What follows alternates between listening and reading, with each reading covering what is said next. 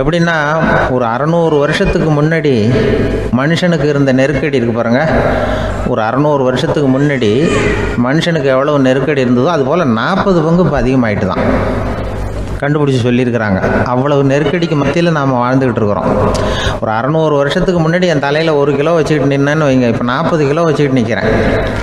அப்படி ஒவ்வொரு மனுஷனுக்கும் வாழ்க்கையில் நெருக்கடி அதிகமாக போச்சு. இப்போ இந்த நெருக்கடியில் முன்னாடிலாம் யாரோ ஒருத்தர் தான் தியானம் பண்ணுவாங்க. தியானம்னா ஒருத்தர் 2 பேர் காட்டுக்கு போய் தியானம் பண்ணிகிட்டு இருப்பாங்க 600 வருஷத்துக்கு முன்னாடி. இப்போ வீட்டுக்கு வீடு தியானம் நடக்குது. ஏன்னா அந்தளவுக்கு வாழ்க்கையில் ஒரு நிம்மதி வேணும் அப்படின்னு சொல்லி பண்ணிட்டாங்க. அதுக்கு தான் இயற்கை கொடுத்துருக்கிற ஒரு இயற்கையான வைத்தியம்தான் சிரிப்புங்கிறது. இதை பற்றி பெரியவங்கள்லாம் இப்போ ஆராய்ச்சி பண்ணிகிட்டு இருக்கிறாங்க. சிரிப்புங்கிறது நாம் பிறந்து ஒரு 6 மாதத்தில் தான் முதல் தடவையாக விவரமாக சிரிக்க ஆரம்பிக்கிறோமா. நம்ம பிறந்து 6 மாதத்துக்கு, அதாவது முதல் தடவை சிரிக்க ஆரம்பிக்கிறது ஒரு 6ஆவது வாரம், 1.5 மாதத்தில் தான் குழந்தை வந்து விவரமாக சிரிக்க ஆரம்பிக்குது. அப்புறம் அப்படியே சிரிக்க ஆரம்பிக்கிறோமா. அதையெல்லாம் இப்போ கணக்கு எடுத்துருக்குறாங்க. ஒரு குழந்தை ஒரு நாளைக்கு 200 தடவை சிரிக்குதான் ஒரு குழந்தை. பெரியவங்கள்லாம் 15 தடவை சிரிக்கிறாங்களாம். 200 தடவை சிரிச்சுக்கிட்டு இருந்த நாம் அப்படியே குறைஞ்சி 15 ஆகிட்டு. அதனால தான் இருதய நோயெல்லாம் வருது, ஹார்ட் அட்டாக்லாம் வருதுன்னு கண்டுபிடிச்சிருக்கிறாங்க.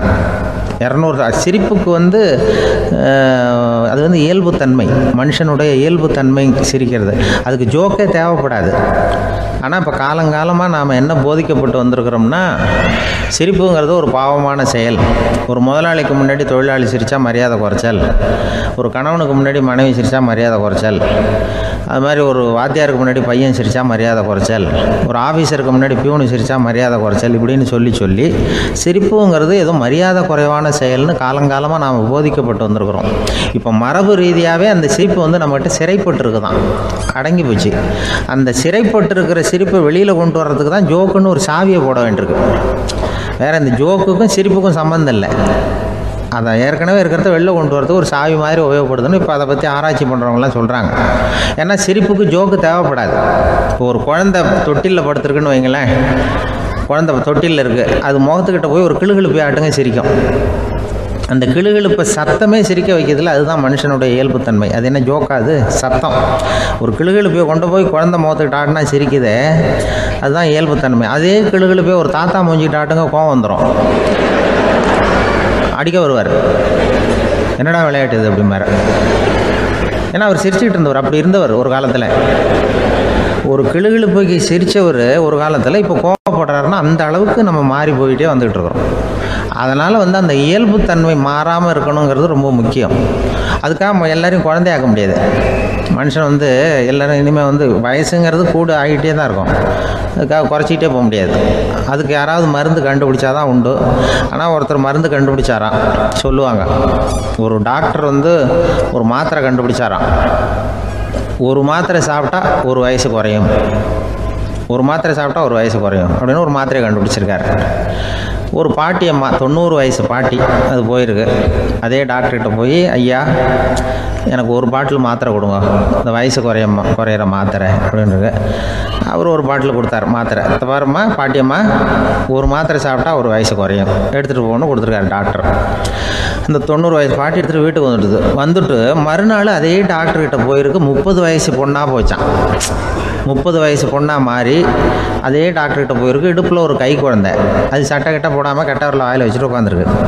நேராக டாக்டர்கிட்ட போய், டாக்டர் நேற்று வந்தேன், ஏதோ 1 மாத்திரை சாப்பிட்டா 1 வயசு குறையும், நீங்கள் நான் ஏதோ ஒரு ஆர்வத்தில் ஒரு 30-40 மாத்திரை சாப்பிட்டேன், இப்படி ஆகிட்டேன் அப்படின்னு.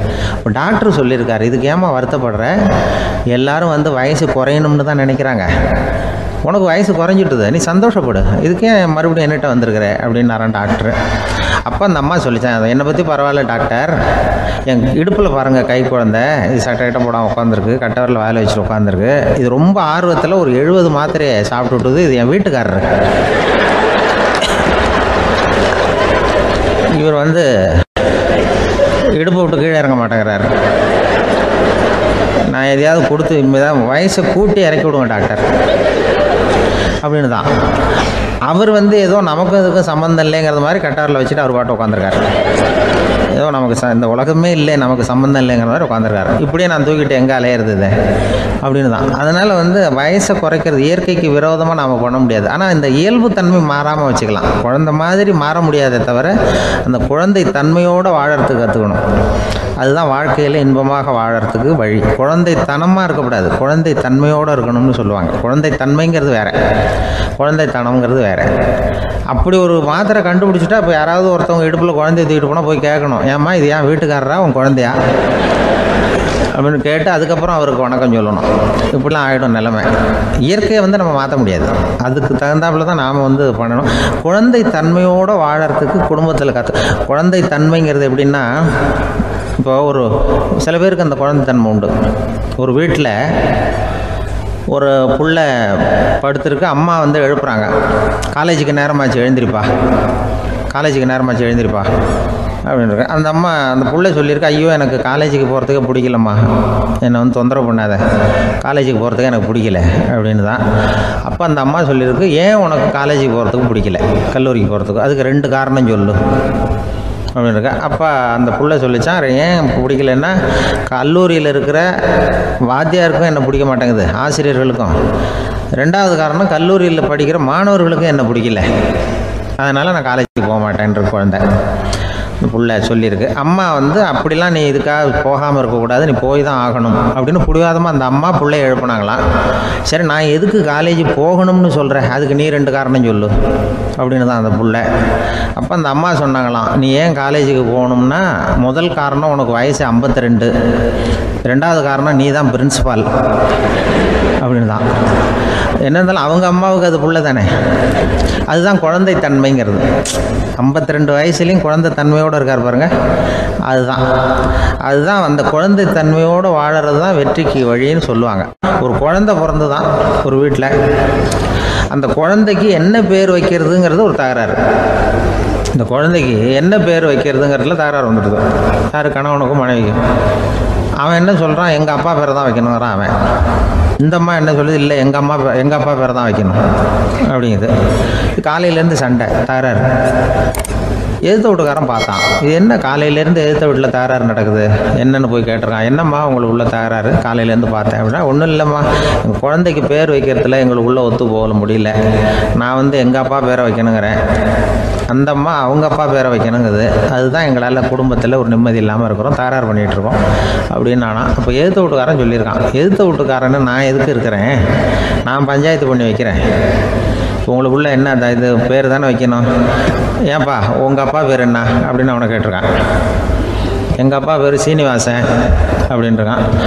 இந்த அம்மாவை உங்கள் அப்பா பேர் என்னம்மா, கிருஷ்ணன் அப்படின்னு சொல்லி. இவன் யோசிச்சு பார்த்தான், குழந்தைக்கு சீனிவாச கோபாலகிருஷ்ணன் பேர் வைங்க போங்க அப்படின்ட்டு போயிட்டான். ஏற்ற விட்டுக்கு தீர்த்து வச்சுட்டு போயிட்டான். போனதுக்கப்புறம் இவங்க 2 பேரும் பேசிக்கிட்டாங்க.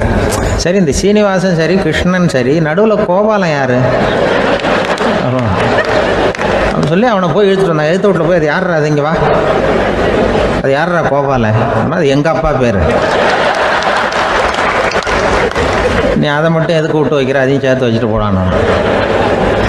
அதாவது குடும்பத்தில் ஒரு கணவனும் மனைவியும் ஒரு சின்ன விஷயத்தில் கூட ஒத்து போகலன்னா இப்படி தான் ஏற்று வீட்டுக்காரன் பஞ்சாயத்துக்கு வருவான், கோபாலன்னு குறுக்க வருவான் ஒருத்தன். அப்படி அந்த அனுசரிப்புங்கிறது குடும்பத்தில் ரொம்ப அவசியம். கணவனும் மனைவி அது ஒன்றுக்கு மேலே இந்த கல்யாணம் பண்ணிக்கிறாங்க, அது ரொம்ப அவஸ்தை. ஒருவனுக்கு ஒருத்திங்கிறது நம்ம இதெல்லாம் சொல்கிறது. ஒன்றுக்கு மேற்பட்ட திருமணங்கள் சங்கடத்தில் தான் கொண்டு விடும், நிறைய சொல்லுவாங்க. உலகத்திலேயே ஒரு பெரிய இது என்ன தெரியுங்களா, இயற்கை நிர்ணயம் பண்ணுது. இப்போ நம்ம சில பேருக்கு எனக்கு பொம்பளை புள்ள வேண்டாம், ஆம்பளை புள்ள வேண்டான்னு சொல்லி இந்த ஸ்கேன் பண்ணி என்னென்னவோ பண்ணிகிட்டு இருக்கிறாங்கல்ல. ஆனால் இயற்கை அந்த 50-50 ரேஷியோவை அது மெயின்டைன் பண்ணிகிட்ருக்கு. இந்த உலகத்தில் ஒரு அதிசயமான உண்மை என்னென்னா, 116 ஆம்பளை புள்ள பிறந்தா 100 பொம்பளை புள்ள பிறகுதான். உலக அளவில் 116 ஆம்பளை புள்ள பிறந்தா 100 பொம்பளை புள்ள பிறகுது. இது எதுக்கு 16 அதிகமாக பிறகுதுன்னா, அந்த வாலிப வயசு அடையிறதுக்குள்ளே 16 செத்து போகுது. 16 அங்கங்கே ஓடுறது, கொஞ்சம் முரட்டுத்தனமாக போகிறதுனால செத்து போகுது. அந்த 50-50 இந்த ஒருத்தருக்கு ஒருத்தங்கிற ரேஷியோவை இயற்கை மெயின்டைன் பண்ணிட்டு இருக்கு. அது ஒரு பெரிய அதிசயம். அதை விட பெரிய அதிசயம் என்னென்னா, இந்த உலக யுத்தம் நடந்ததில்ல, முதல் உலக யுத்தம், 2வது யுத்தம். அப்போ பார்த்துருக்குறாங்க, கணக்கு எடுத்துருக்குறாங்க. அந்த யுத்தம் முடிஞ்ச பிறகு 116 ஆம்பளை பிள்ளைக்கு பதிலாக 160 170 பிறக்க ஆரம்பிச்சுதான். 100 பெண் குழந்தைக்கு 170 180 ஆண் குழந்தை. இது எதுக்குன்னா அந்த போரில் செத்து போகுதுல ஆம்பளை பிள்ளைகள், அதை ஈடுகட்டுறதுக்காக அதிகமாக பிறக்க ஆரம்பிச்சிருக்கு. அந்த அளவுக்கு இயற்கை ஒரு பெரிய ரேஷியோவை மெயின்டைன் பண்ணுது. அதாவது ஒருவனுக்கு ஒருத்திங்கிறத அது சொல்லிகிட்டு இருக்கு. புறாவெல்லாம் வளர்த்திங்கன்னா, நான் கூட புறா வளர்த்துருக்குறேன் ஊரில். புறா வளர்த்திங்கன்னா ஒரு தடவைக்கு 2 முட்டை தான் விடும் ஒரு வீட்டுக்கு. அந்த 2 முட்டையும் குஞ்சு பறிச்சுன்னா அதில் ஒன்று ஆணாக இருக்கும், ஒன்று பொண்ணாக இருக்கும். அது எந்த முட்டை ஆண் எந்த முட்டை பெண்ணுங்கிறத இயற்கை நிர்ணயம் பண்ணுது. அதை நம்ம மாற்றவே முடியாது. ரெண்டையும் அந்த பெண்ணாவோ 2 ஆணாவோ மாற்ற முடியாது நம்ம. அதனால் அந்த இயற்கையை புரிஞ்சுக்கிட்டு நாம் நடந்துக்கணும். அதனால தான் ஒரு கணவன் ஒரு மனைவி, அதான் ஒருத்தருக்கு ஒருத்தங்க. ஒன்றுக்கு மேலேனா சங்கடம் தான். ஒரு பஸ்ஸில் ரெண்டு பெண்கள் வந்துக்கிட்டு இருந்தாங்களாம். பஸ்ஸு பிரயாணம். 2 பெண்கள் பக்கத்தில் உட்காந்துருக்காங்க. அந்த கண்டக்டரை கூப்பிட்ருக்காங்க, இங்கே வாயா அப்படின்னு அந்த ஒரு அம்மா கூப்பிட்ருக்கு. என்னம்மா அப்படின்ட்டுருக்கார். இந்த ஜன்னலை திறந்து விட்டு போ அப்படின்னு. சரின்னு அதுக்கு பக்கத்தில் இருந்த சேனல் திறந்து விட்டு அவர் போயிட்டார். பக்கத்தில் இருந்தம்மா உடனே இங்கே வாயா மறுபடியும் வாயான்னு கூப்பிட்ருக்கு. என்ன இந்த ஜன்னலை மூடி விட்டு போ அப்படின்ட்டுருக்கு. மூடி விட்டு போனார். மறுபடியும் அந்த முன்னாடி கூப்பிட்டது வாமா வாயான்னு மறுபடியும் கண்டக்டரை கூப்பிட்டு, என்ன இந்த பாரு, இந்த ஜன்னலை நீ மூடி வச்சின்னா நான் மூச்சு திணறி செத்து போடுவேன். அப்புறம் உடனே பக்கத்தில் இருந்தம்மா தபாரியா அந்த அம்மா பேச்சை கேட்டுட்டு நீ திறந்து வச்சின்னா நான் குளிர் தாங்காமல் செத்து போடுவேன் அப்படின்னு. அவர் தலையை பிச்சுக்கிறார் கண்டக்டர். என்னடா பெரிய ரொம்ப போச்சேன்னு, கொஞ்சம் தூரம் பிரயாணம், இதில் கூட அட்ஜஸ்ட் பண்ணி போகக்கூடாதா அப்படின்னு. அப்போ அந்த பஸ்ஸில் பின்னாடி ஒருத்தன் கடைசி சீட்டில் வெயில் தாங்காமல் சட்டையெல்லாம் கட்டி போட்டுட்டு ஒரு கிராமத்து ஆள் பீடி குடிச்சிட்டு வரான். அவர் கூப்பிட்ருக்கான் அந்த ஆள், அந்த கண்டக்டர், இங்கே வாயா அங்கே என்ன தகராறு அப்படின்னு. அந்த எதிர்த்து வீட்டுக்காரன் வந்தானே முன்னாடி பஞ்சாயத்துக்கு, அது மாதிரி கண்டக்டர் இங்கே வாயா, அவன் ஏன் நீ என்ன சொல்ல போகிற அப்படின்ட்டு வந்திருக்கான். சட்டையெல்லாம் கட்டி போட்டு பீடி குடிக்கிறோம், பீடி புகையை ஊதி விட்டு அங்கே என்ன தகராறு அப்படின்னு கேட்டிருக்கான். ஒன்றும் இல்லையா, அந்த அம்மா ஜன்னலை திறந்தா செத்து போவேங்கிறது, இந்த அம்மா ஜன்னலை மூடுனா செத்து போவேங்கிறது, நான் என்னையா பண்ணுறது ஒரு ஆள், இதுக்கு ஏன் கவலைப்படுறேன், நான் சொல்கிறத கேள்வி, நான் தீர்த்து வைக்கிறேன் பிரச்சனையை அப்படின்னு சொல்லிவிட்டு பீடியை எடுத்துக்கிட்டு புகையை ஊதிவிட்டு சொன்னானா, கொஞ்ச நேரம் அந்த ஜன்னலை மூடி வை, அந்த அம்மா செத்து போவோம், அப்புறம் திறந்து வை, இந்த அம்மா செத்து போவோம், நாம் நிம்மதியாக போகலாம் அப்படின்னு சொல்லிட்டு பீடி குடிக்க ஆரம்பிச்சிட்டான். அவருக்கு கோவம் வந்துட்டுது கண்டக்டருக்கு. உனக்கு என்னையா நீ பாட்டுக்கு சொல்லிட்டு விடுவ, அந்த 2 அம்மாவும் செத்து போச்சுன்னா அவங்க வீட்டுக்காரனுக்கெல்லாம் யார் பதில் சொல்கிறது அப்படின்னா, கவலையே படாத, 2 பேருக்கும் நான் தான் வீட்டுக்காரன். அதனால தான் அந்த யோசனையை சொன்னேன் அவங்ககிட்ட. அப்புறம் இதுதான், இந்த ஒன்றுக்கு மேலே போச்சுன்னா அது இயற்கைக்கு விரோதம், இப்படிலாம் ஆகும். அதனால தான் அவன் அவ்வளவு ஒன்றுமே வேண்டான்ட்டு கடைசி பெஞ்சு இதில் போய் சீட்டில் உட்காந்துக்கிட்டான். அப்படி இயற்கையை புரிஞ்சுக்கிட்டு வாழணுங்கிறது முக்கியம். குடும்பத்தில் கணவனுடைய பங்கு என்ன, மனைவியினுடைய பங்கு, குழந்தை குட்டிகள்லாம் சொல்லுவாங்க. அப்படி இருக்கணும். கணவன்கிறவனுக்கு நிறைய சகிப்புத்தன்மை தேவைப்படுது. ஒரு ஊரில் ஒரு மன்னர் இருந்தார். அவர் பக்கத்து தேசத்து மேலே படையெடுக்கணும்னு நினச்சிக்கிட்டு இருந்தார். அதையும் தன்னுடைய நாட்டோட சேர்த்துக்கணுங்கிற ஆசை. எப்போ படையெடுக்கலாம்னு யோசிச்சுக்கிட்டு இருந்தார். இப்படி யோசிச்சுக்கிட்டு இருந்த சமயத்தில் ஒரு பெரியவர் அவரை தேடிக்கிட்டு வந்தார். அவர் அடிக்கடி வருவார், அவர்கிட்ட பேசிக்கிட்டு இருப்பார். இப்போவும் அப்படி தான் வந்தார். என்ன மன்னா யோசனைன்னாரு. இவர் தன்னுடைய யோசனையை சொன்னார். இந்த சமயத்தில் மன்னருக்கு தாகம் எடுத்தது, தண்ணி குடிக்கணும் போல இருந்தது. உடனே அங்கே இருந்த ஒரு அரண்மனை பணியாளரை கூப்பிட்டார். போய் கொஞ்சம் தண்ணி கொண்டு வாப்பா அப்படின்னார். அந்த பணியாளர் போனார், ஒரு கோலையில் தண்ணி கொண்டு வந்தார். ராஜா கிட்ட நீட்டினார். ராஜா அதை வாங்கி குடிக்கிறதுக்காக வாய்கிட்ட கொண்டுட்டு போனார். அந்த நேரம் பார்த்து, மன்னா கொஞ்சம் பொறுங்கன்னார் இந்த பெரியவர். ஆவலோட குடிக்க போன மன்னர் அப்படியே நிறுத்திக்கிட்டு பெரியவரை பார்த்தார். இப்போ அந்த பெரியவர் சொன்னார், மன்னா, இப்போ உங்களை விட வலிமை உள்ள ஒரு சக்தி உங்களுக்கு தண்ணி கொடுக்க மறுத்துடுதுன்னு வைங்க, உங்களை குடிக்க விடாமல் தடுத்துடுது அப்படின்னா, இப்போ இந்த ஒரு கோவலை தண்ணீரை என்ன விலை கொடுத்து வாங்குவீங்க அப்படின்னு கேட்டார். இப்போ எனக்கு இருக்கிற தாகத்துக்கு என்னுடைய அரசாங்கத்தில் பாதியையாவது கொடுத்து இந்த தண்ணியை வாங்கிறதுக்கு தயங்க மாட்டேன்னார் அவர். சரி, இப்போ அந்த தண்ணியை குடிங்கன்னார் பெரியவர். மன்னர் ஆவலோடு அந்த தண்ணியை குடித்து முடித்தார். அதுக்கப்புறம் கொஞ்ச நேரம் தன்னுடைய படையெடுப்பை பற்றி சொல்லிக்கிட்டு இருந்தார். கொஞ்ச நேரம் கழித்து மறுபடியும் இந்த பெரியவர் கேட்டார், மன்னா, இப்போ நீங்கள் ஒரு கோவலை தண்ணீரை குடித்து முடிச்சுட்டீங்க, இப்போ அந்த தண்ணீர் உங்கள் உடம்பை விட்டு வெளியில் வரக்கூடிய பாதை அடைபட்டு போச்சு அப்படின்னு வச்சுங்க, அதை வெளியேற்றுவதற்காக நீங்கள் எவ்வளவு செலவழிப்பீங்க அப்படின்னு கேட்டார். மன்னர் யோசனை பண்ணார்.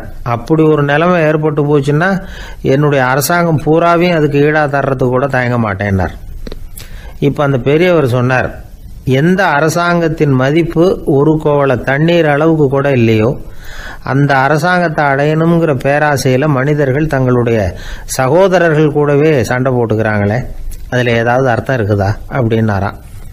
மன்னருக்கு இப்போதான் அர்த்தம் புரிஞ்சுதான். மனசில் தெளிவு உண்டாச்சு. தன் மனசுக்குள்ளே உண்டான வெறியை விரட்டி அடிச்சு விட்டார். அதுக்கப்புறம் நிம்மதியாக ஆட்சி புரிஞ்சார். இப்படி ஒரு கதை. உயிருக்கு என்ன விலை கொஞ்சம் யோசனை பண்ணி பாருங்கள்.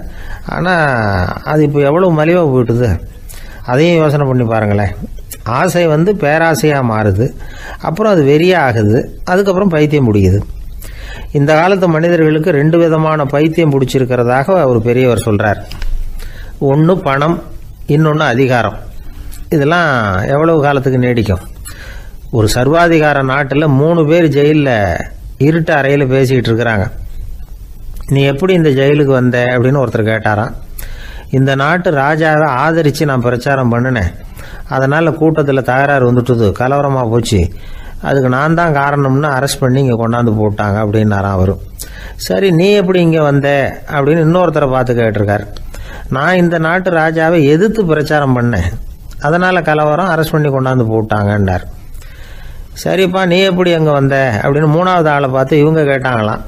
இதுக்கு அந்த ஆள் மெதுவாக வெளிச்சத்துக்கு நான் தான் இந்த நாட்டு ராஜா அப்படின்னாராம்.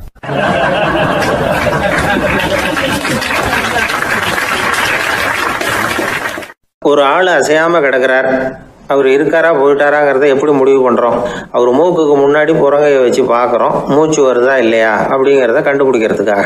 மூச்சுங்கிறது அவ்வளவு முக்கியமான ஒரு விஷயம். சுவாசம் இல்லைன்னா எதுவுமே இல்லை. நம்ம பூமி இருக்க அது கூட சுவாசிக்குதுங்கிறத சோவியத் விஞ்ஞானிகள் கண்டுபிடிச்சிருக்கிறாங்க. பூமிக்கு மேலே இருக்கிற மண் அடுக்கில் காற்றில் உள்ள ஆக்சிஜன் ஆக்சிகரணம் அடையுது அப்படின்னு தான் இதுவரைக்கும் எல்லாரும் நம்பிக்கிட்டு இருந்தாங்க. ஆனால் இப்போ என்ன கண்டுபிடிச்சிருக்கிறாங்கன்னா, அந்த ஆக்சிஜன் பூமிக்குள்ள 1 கிலோமீட்டர் ஆழம் வரைக்கும் ஊடுருவி போகுதான். பூமிக்குள்ள 2 பக்கமும் பல கிலோமீட்டர் வரைக்கும் பரவுதான். பூமிக்குள்ள இருக்கிற நீர்நிலை அடுக்குகள் தான் நுரையீரல் செய்கிற வேலையை செய்யுதான். நம்ம உடம்புல நுரையீரல் இல்லைன்னா ஒன்றும் நடக்காது. ஒரு மரத்தை தலைகீழாக தொங்க போட்டால் எப்படி இருக்கும் அப்படி யோசிச்சு பாருங்க. அப்படித்தான் இதுவும், நுரையீரலும் அப்படித்தான் இருக்கும். வலது பக்கம் ஒன்று, இடது பக்கம் ஒன்று. வலது பக்கம் நுரையீரல் கொஞ்சம் பெருசாக இருக்கும், நுட்பமான நரம்பு குழாய்கள் அதில் இருக்கும். கோடிக்கணக்கான நுண்ணிய குழாய்களை வச்சுக்கிட்டு தான் அது வேலை செய்யுது. 25 கோடி குழாய்கள் இருக்கும். அதை அப்படியே முழுசாக பிரித்து பரப்புனா ஒரு டென்னிஸ் கோர்ட்டில் பாதி பரப்பளவு இருக்குமா. நுரையீரல் நிறம் கருஞ்சிவப்பு தான். புகை அதிகமாக உள்ளே போச்சுன்னா அது கருப்பாயிடுது. காற்றுல உள்ள பிராணவாயுவை இது இழுத்து எடுத்துக்கிட்டு ரத்தத்தை சுத்தப்படுத்துகிற முக்கியமான வேலையை இது செய்யுது. அசுத்த காற்றை வெளியில் அனுப்பி வச்சுருது. ஒருத்தர் வேகமாக ஓடி வர்றார், அவருக்கு மூச்சு இறைக்கும். பயங்கரமாக எதையாவது பார்த்து விடுறார், உடனே மூர்ச்சி ஆகிடுவார். இது மாதிரி சமயங்களில் வேற எந்த தூண்டுதலும் இல்லாமல் நுரையீரல் தானாகவே இயங்கும். இப்படி ஒரு அவசியம் ஏற்படுறப்போ இயக்கத்தை தூண்டி விடுற முக்கியமான இணைப்பு மூளைக்கு கீழே முதுகு எலும்புக்கு மேற்பகுதியில் இருக்குது. அது உடனே சுவாசத்துக்கு அவசர உதவியை கொடுக்குது. இப்போ ஒருத்தர் பேசாமல் உட்காந்துருக்கார். இந்த சமயத்தில் அவருக்கு 1 பங்கு காற்று தேவைப்படுதுன்னு வச்சுக்கோங்க. அவர் எழுந்திரிச்சு நடக்கும் பொழுது 1.5 மடங்கு தேவைப்படும். ஓடுனாருன்னா 3 மடங்கு தேவைப்படும். படுத்திருக்கிறப்ப 1/2 மடங்கு தான் தேவைப்படும். இதுக்கு நிமிஷத்துக்கு 16 தடவை மூச்சு விட்டாகணும். இப்படி சாதாரணமாக உள்ளே இழுக்கிற காற்று கொஞ்சம்தான் இருந்தாலும் இது மாதிரி 8 மடங்கு காற்றை உள்ளே இழுத்து வச்சுக்கிற சாமர்த்தியம் நுரையீரலுக்கு இருக்குதான். தண்ணி, நுண்கிருமிகள், ரசாயன பொருள் இப்படி எது உள்ளே போனாலும் நுரையீரல் சமாளிச்சுக்கும். 30 வருஷமாக விடாத புகை பிடிக்கிறவர் தொடர்ந்து உள்ளே அனுப்பி வைக்கிற புகையை கூட சமாளிக்குதுன்னா பார்த்துங்களேன். உள்ளே போகிற புகை நுட்பமான சுவாச முடிச்சுகளை அழிச்சு விடுது. கறி புகை அது மேலே படிஞ்சு உபயோகம் இல்லாமல் பண்ணிவிடுது. ஆனாலும் தேவைக்கு அதிகமாக 8 மடங்கு கூடுதலாக சுவாச முடிச்சுகள் நம்ம உடம்புக்குள்ளே இருக்கிறதுனால சமாளிக்க முடியுது. சமாளிக்க முடியலன்னா சில சமயம் மூச்சு திணறும். அதை ஒரு எச்சரிக்கையாக எடுத்துக்கிட்டு புகை பிடிக்கிற பழக்கத்தை விட்டுடணும். அதுதான் நல்லது. ஆனால் அப்படி யார் விடுறது? இணை பிரியாத 2 நண்பர்கள் இருந்தாங்களாம். 2 பேரும் விடாமல் சிகரெட் குடிக்கிறவங்க. அதில் ஒருத்தன் செத்து போட்டான். இன்னொருத்தன் அதுக்கப்புறம் 2 சிகரெட்டாக குடிக்க ஆரம்பித்தானா. ஏன் இப்படி பண்ணுறேன்னு கேட்டிருக்காங்க. நான் ஒரு சிகரெட்டு தான் குடிக்கிறேன், செத்து போன என்னுடைய ஃப்ரெண்டு இருக்கானே செத்து போனவன், அவனுக்காக இன்னொரு சிகரெட்டு குடிக்கிறேன் அப்படின்னு நானா. இது ரொம்ப ஆபத்து, விட்டுடு அப்படின்னு சொல்லியிருக்காங்க. சரின்னு ஒத்துக்கிட்டான். ஆனால் அதுக்கப்புறமும் ஒரு சிகரெட் வீதமாக குடிச்சிக்கிட்டே இருந்தான். சிகரெட்டு பழக்கத்தை நீ இன்னும் விடலையான்னு கேட்டாங்களாம். அந்த பழக்கத்தை நான் எப்போ விட்டுட்டேன், இப்போ நான் குடிக்கிறது என் ஃப்ரெண்டுக்காக அப்படின்னு நானா.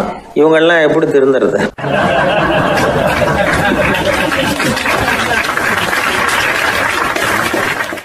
இந்த உலகத்தில் எத்தனை வகையான மனிதர்கள் இருக்கிறாங்க? ஒவ்வொரு மனிதனுமே ஒவ்வொரு வகை அப்படிங்கிறாங்க விஞ்ஞானிகள். மனிதர்களை 3 வகையாக பிரிக்கலாம் அப்படின்னு சொல்கிறாங்க மெய்ஞானிகள். இவங்களை பற்றிலாம் ஏற்கனவே நாம் பேசியிருக்கிறோம். இப்போ டாக்டர் எட்வர்டு பேட்ச் அப்படிங்கிற நிபுணர் என்ன சொல்கிறார் தெரியுமா?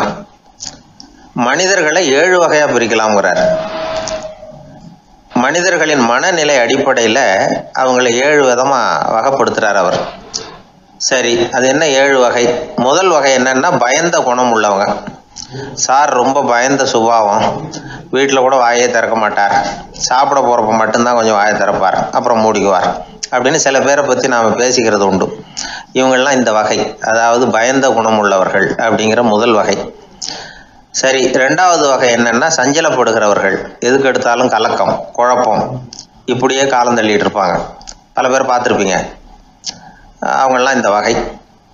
3வது வகை என்னன்னா யதார்த்த உலகை மறந்து கற்பனை உலகத்திலேயே மிதக்கிறவங்க. இளைஞர்கள், கவிஞர்கள், இப்படி பல பேர் இருக்கிறாங்க. எப்போ பார்த்தாலும் கற்பனை உலகத்திலேயே மிதந்துக்கிட்டு இருப்பாங்க. கிட்டத்தில் போய் என்னங்க ஒரு மாதிரியாக இருக்கிறீங்க அப்படின்னு கேட்டு பாருங்க, அவங்களெல்லாம் ஏதோ ஒரு அற்ப புழுவை பார்க்குறது மாதிரி அவங்கள பார்ப்பாங்க. அதுவும் அந்த வானத்து நிலாவை பாருங்கள், அது என்னை வா வான்னு கூப்பிடுது, எனக்கு சீக்கிரத்தில் ஒரு நாள் சிறகுகள் முளைக்கும், சிறகடித்து வானத்தில் பறந்து போவேன், அந்த செல்ல நிலாவை கொஞ்சிவிட்டு வருவேன், இப்படிலாம் பேசிகிட்டு இருப்பாங்க. கொஞ்சிறது அப்புறம் இருக்கட்டும், இப்போ கஞ்சிக்கு வழியே பாருப்பா அப்படின்னா அதை காதில் வாங்க மாட்டாங்க. நாம் ஏதோ இந்த உலகத்தை அனுபவிக்க தெரியாதவர்கள் மாதிரி நம்மளை அவங்க கவனிப்பாங்க. இப்படி ஒரு ரகம். 4வது வகை மனிதர்கள் எப்படின்னா, இவங்க தனிமை உணர்வு மிக்கவர்கள். இவங்க மற்றவங்களோட இயல்பாக நெருங்கி பழகிறதில்ல, தான் உண்டு தன்னுடைய வேலை உண்டுன்னு இருந்துட்டு போகிறவங்க. அடுத்த வீட்டில் இருக்கிறவர் யார் அப்படின்னு கேட்டால் கூட அடுத்த வீடுன்னு ஒன்று இருக்கா அப்படிங்கிறது மாதிரி நம்ம முகத்தை பார்ப்பாங்க. அவங்ககிட்ட மேற்கொண்டு நாம் என்னத்தை பேச முடியும்? இப்படி ஒரு வகை. 5வது வகை மனிதர்கள் எப்படின்னா, இவங்க மற்றவங்க செல்வாக்குக்கு உட்பட மறுப்பவர்கள். அடுத்தவங்களோட செல்வாக்குக்கு இவங்க ஆட்படுறதில்லை. நான் யார் தெரியுமான்னு கேட்டால் அதை தெரிஞ்சுட்டு எனக்கு என்ன ஆக போகுதும்பாங்க. இவங்கெல்லாம் அந்த ரகம். 6வது வகை மனிதர்கள் எப்பவும் எதுலேயும் பற்று இல்லாமல் இருக்கிறவங்க. இது ஒரு துறவு மனப்பான்மை. இயல்பாகவே சில பேர் இப்படி உண்டு, அவங்களுக்கு எதுலேயும் ஒரு ஈடுபாடு இருக்காது. அப்படிப்பட்டவங்கெல்லாம் 6வது வகை. 7வது வகை மனிதர்கள் மற்றவங்க கவலையை தன்னுடையதாக ஆக்கிக்கிட்டு கவலைப்படுறவங்க. இவங்கெல்லாம் மகாத்மாக்கள். தாம் வேறு அடுத்தவங்க வேறு அப்படிங்கிற எண்ணம் இவங்களுக்கு வர்றதில்லை. அதனால் அடுத்தவங்களுக்கு ஒரு துன்பம் வந்ததுன்னா இவங்களால சும்மா இருக்க முடியறதில்ல. ஆக கூடி இப்படி 7 விதமான மனிதர்களை அடையாளம் காட்டுறார் அந்த நிபுணர். இதில் நாம் எந்த வகையில் வர்றோம் அப்படிங்கிறத நாம் தான் அடையாளம் கண்டுபிடிக்கணும். எனக்கு தெரிஞ்ச ஒரு மனிதர் உண்டு. அவர் ஒரு வித்தியாசமான வகை. எதையும் நடைமுறை சாத்தியமாக சிந்திக்கிறவர். எப்பவும் அடுத்தவங்களும் நல்லா இருக்கணும், நாமும் நல்லா இருக்கணும் அப்படின்னு ஆசைப்படுறவர். அவருக்கு ஒரு சமயம் திடீர்னு உடம்பு சுகம் இல்லாமல் போயிட்டுது. டாக்டர்கிட்ட போனார், பணம் கொடுத்தார், வைத்தியம் பார்த்துக்கிட்டார். அவர் எழுதி கொடுத்த மருந்து சீட்டை வாங்கினார். ஒரு மருந்து கடைக்கு போனார், பணம் கொடுத்தார், மருந்து வாங்கினார். அதை எடுத்துகிட்டு வீட்டுக்கு வந்தார். அதுக்கப்புறம் அந்த மருந்து அவர் சாப்பிடணும்ல, சாப்பிடவே இல்லை, அப்படியே சும்மா வச்சுட்டார். அவரை பார்த்து கேட்டேன், ஏன் சார் இப்படி பண்ணுறீங்க, வீண் செலவு தானே இது, நீங்கள் ஏன் டாக்டர்கிட்ட போய் பணம் செலவு பண்ணினீங்கன்னு கேட்டேன். அவர் சொன்னார், டாக்டர் வாழணும் இல்லையா, அதனால தான் அப்படின்னார். சரி, அப்புறம் ஏன் மருந்து வாங்கினீங்க அப்படின்னு கேட்டேன். மருந்து கடைக்காரர் வாழணும் இல்லையா, அதனால தான் அப்படின்னார். சரி, அப்புறம் ஏன் வாங்கின மருந்து சாப்பிடாம வச்சுட்டீங்க அப்படின்னதுக்கு, நான் வாழணும் இல்லையா அதனால தான் அப்படின்னார். இவர் வாழ்க்கையை புரிஞ்சுக்கிட்டவர். இப்படி வாழ்க்கையை புரிந்து கொண்டு வாழ தெரிஞ்சுக்கணும். எந்த வகை மனிதர் நாம் அப்படிங்கிறத புரிஞ்சுக்கிட்டு வாழ்ந்தோம்னா வாழ்க்கையில் வெற்றி நிச்சயம்.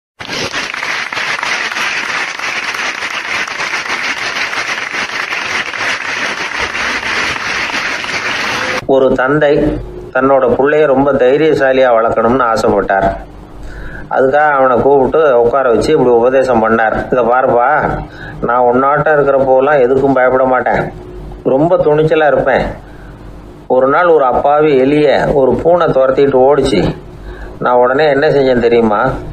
அந்த பூனையை பிடிச்சேன், அது வாலில் ஒரு பட்டாசு சரத்தை கட்டினேன், கொளுத்தி விட்டேன், படபடன்னு வெடிக்க ஆரம்பிச்சுட்டுது. அது துள்ளிக்கிட்டு அங்கேயும் இங்கேயும் ஓடி இருக்கு பாரு ஓட்டம், ரொம்ப தமாஷு அப்படின்னார் அப்பா. இப்படி சொல்லிவிட்டு பையனை பார்த்து, இதை கேட்கறதுக்கு உனக்கும் துணிச்சல் வருதா? நான் என்னுடைய செயலை நீ கேட்குறப்போ உனக்கு துணிச்சல் வருதா அப்படின்னு கேட்டார். வருதுன்னா பையன். எப்படின்னா அப்படிங்கிற விவரத்தையும் சொன்னான் அவன். அதாவது எலியை விரட்டினத்துக்காக பூனை வாலில் பட்டாசு கொளுத்துனீங்க நீங்கள், பூனையை விரட்டினத்துக்காக உங்கள் கழுத்தில் பட்டாசு சரத்தை மாட்டினா என்னன்னு தோணுது எனக்கு அப்படின்னு நான் பையன். பையனோட துணிச்சல் அப்பாவே நடுங்க வச்சுட்டுது. அது சரி, ஒரு அப்பா பிள்ளைக்கு இப்படியா உபதேசம் பண்ணுறது? எல்லாருக்கிட்டையும் அன்பாக பழகிறது எப்படி அப்படின்னு சொல்லி கொடுக்கணும். பிஞ்சு உள்ளங்களில் நஞ்சை தூவலாமா? ஒரு நாள் விநாயகர் ஒரு பூனையோடு விளையாடிக்கிட்டு இருந்தாராம். அப்படி ஆசையாக விளையாடிக்கிட்டு இருந்தப்ப அவரோட கை நகம் தவறுதெல்லாம் பூனையோட முகத்தில் பட்டுட்டு தான். அது ஒரு சின்ன கீறலை உண்டாக்கி விட்டுது. அப்பா அவர் அதை ஒரு பெருசாக நினைக்கல. கொஞ்ச நேரத்துக்கு அப்புறம் விநாயகர் வீட்டுக்கு வந்தார். அவங்க அம்மா பார்வதி தேவியை பார்த்தார். பார்வதி தேவி கன்னத்தில் விரலால் கீறினது மாதிரி ஒரு அடையாளம் இருந்தது. விநாயகருக்கு அதிர்ச்சி, ஆச்சரியம். நம்ம அம்மா இந்த உலகத்துக்கே தாயார், அப்பேற்பட்ட அவங்க முகத்திலேயே கீறலை உண்டாக்கக்கூடியவங்க யாராக இருக்க முடியும் அப்படின்னு யோசனை பண்ணார். தாயே, உன்னுடைய கன்னத்தில் இந்த வடு எப்படிம்மா ஏற்பட்டதுன்னு கேட்டார். குழந்தாய், இது நீ செஞ்ச காரியம்தான்ப்பா, உன்னுடைய கை நகம் கீறினதுனால ஏற்பட்ட வடு தான் இது அப்படின்னாங்க அவங்க. விநாயகர் திடுக்கிட்டு போட்டார். எப்படிம்மா அது? நான் எந்த காலத்துலேயும் ஒன்று அப்படி கீறினதாக எனக்கு நினைவு இல்லையே அப்படின்னார். இன்னைக்கு காலையில் ஒரு பூனையை கீறினதை நீ மறந்துட்டியா அப்படின்னாங்க அந்த அம்மா. விநாயகர் திகைச்சு போய் நின்னார். பார்வதி தேவி சொன்னாங்க, இதை பாருப்பா, இந்த உலகத்தில் இருக்கக்கூடிய எல்லா உயிர்கள்லேயும் நான் இருக்கிறேன், நான் தான் இந்த உலகமாக ஆகியிருக்கிறேன். ஆகையினால நீ யாரை துன்புறுத்தினாலும் அது உண்மையிலேயே என்ன துன்புறுத்தினதாக தான் வந்து முடியும் அப்படின்னாங்க. விநாயகர் மனசுக்குள்ளே ஒரு வெளிச்சம் ஏற்பட்டு தான். அதுக்கப்புறம் அவர் யாரையுமே கல்யாணம் பண்ணிக்காததுக்கு அதுதான் காரணமா. இந்த உலகத்தில் எல்லாரையும், இங்கே இருக்கிற எல்லாத்தையும் தாயின் வடிவமாக அவர் பார்க்க ஆரம்பிச்சிட்டாராம். குருதேவர் ராமகிருஷ்ணர் இந்த கதையை எடுத்து சொல்லியிருக்கிறார். நபிகள் நாயகம் ஒரு தடவை ஒரு நாற்காலியில் உட்காந்து என்னமோ யோசனை பண்ணிட்டு இருந்திருக்கிறார். அப்போ அவரோட உடையில ஒரு கீழ்ப்பகுதி தரையில் படிஞ்சு கிடந்திருக்குது. அங்கே விளையாடிக்கிட்டு இருந்த ஒரு பூனை அது மேலே வந்து படுத்து தூங்கி போயிடுச்சு. தொழுகை செய்ய வேண்டிய நேரம் வந்துட்டது. நபிகள் நாயகம் எழுந்திருக்க பார்த்தார். அப்போ தான் பூனை தன்னோட உடை மேலே படுத்து தூங்கிட்டு இருக்கிறது கண்ணில் படுது. பூனையோட தூக்கத்தை கலைக்க விரும்பல அவர். தன்னுடைய சகோதரியை கூப்பிட்டார். ஒரு கத்திரிக்கோள் எடுத்துகிட்டு வர சொன்னார். பூனை படுத்திருந்த உடைப்பகுதி மட்டும் இருக்குல்ல, அதை மட்டும் அதோட கத்திரிச்சு விட்டுட்டு அதுக்கப்புறம் அவர் எழுந்திரிச்சு தொழுகைக்கு போனாராம்.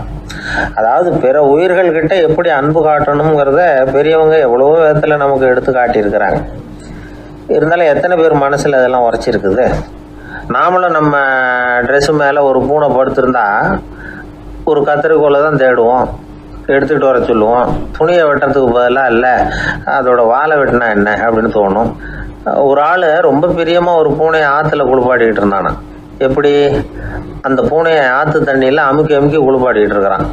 அந்த வழியாக போன பெரியவர் ஒருத்தர் இதை பார்த்தார். இதை பாருப்பா, பூனையை அது மாதிரி ஆற்று தண்ணியில் அமுக்கி குளிப்பாட்டாத, மூச்சு திணறி செத்து போடும் அப்படின்னு அட்வைஸ் பண்ணார். நீ போய் அவன் வேலையை பார்த்துக்கிட்டு, எனக்கு எல்லாம் தெரியும்னா இவன். சரின்னு அவர் போயிட்டார். கொஞ்ச நேரம் கழித்து அவரே அந்த வழியாக திரும்பி வந்துக்கிட்டு இருந்தார். ஆற்றுல பூனையை குளிப்பாட்டிக்கிட்டு இருந்தவன் அழுதுகிட்டு உட்காந்துருக்கிறான். பக்கத்தில் அந்த பூனை செத்து கிடக்குது. இதை பார்த்தார் பெரியவர். நான் தான் அப்போவே சொன்னேனே அந்த பூனையை ஆற்றுல நினைக்காதேன்னு, அதை கேட்டிருந்தா இப்படி ஆயிருக்குமா அப்படின்னார். அந்த ஆள் கோபமாக இவரை முறைச்சி பார்த்தான். அட போய்யா, இந்த பூனை ஆற்றுல குளித்ததுனால ஒன்றும் செத்து போகல, குளித்ததுக்கு அப்புறம் அதோட உடம்பு ஈரமாக இருக்குதுன்னு அதை புழிஞ்சேன், அதனால தான் இப்படி ஆயிட்டுது அப்படின்னு நானா.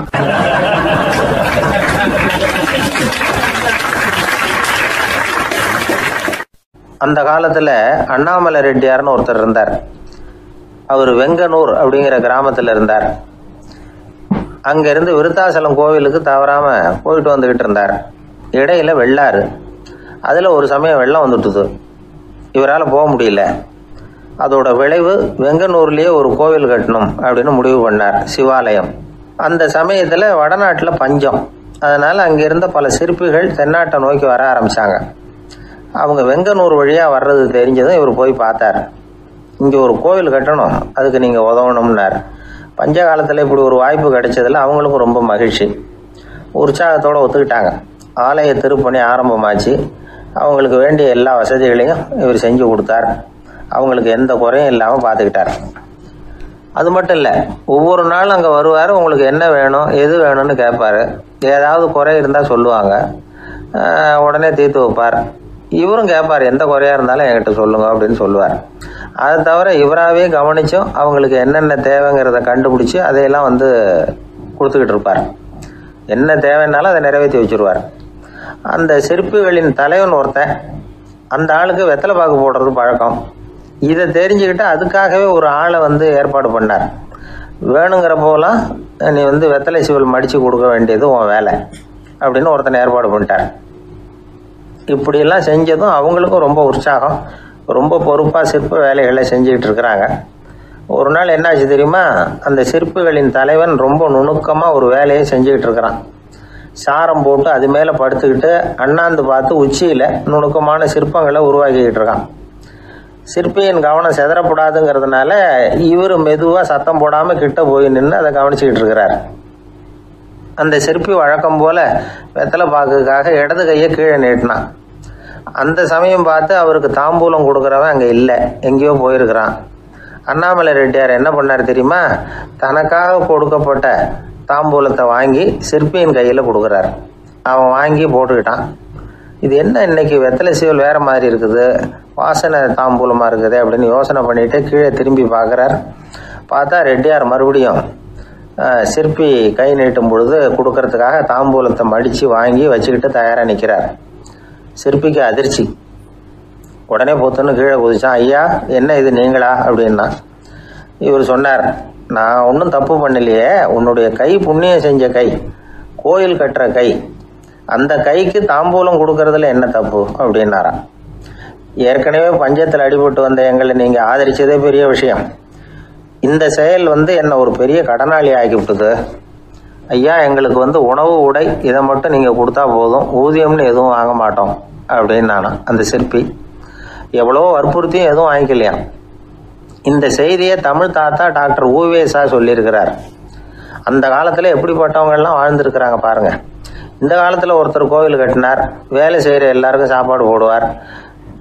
சிற்ப வேலை செஞ்சுட்டு சாப்பிட வர்ற ஒவ்வொருத்தர் கையையும் அன்பாக பிடிச்சி முத்தம் கொடுத்து உள்ளே அனுப்புவார். அந்த கைகளுக்கு நீங்கள் கொடுக்குற மரியாதையா அது அப்படின்னு கேட்டாங்க. அது இல்லைங்க, ஏற்கனவே முதல் பந்தியில் சாப்பிட வந்தவன் மறுபடியும் வர்றானான்னு கண்டுபிடிக்கிறதுக்காக கையை பிடிச்சி மோந்து பார்க்குறேன் அப்படின்னாராம் அவர்.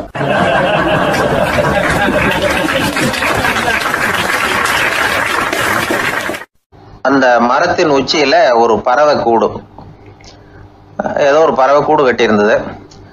அது என்ன பறவைன்னா ராஜாளி.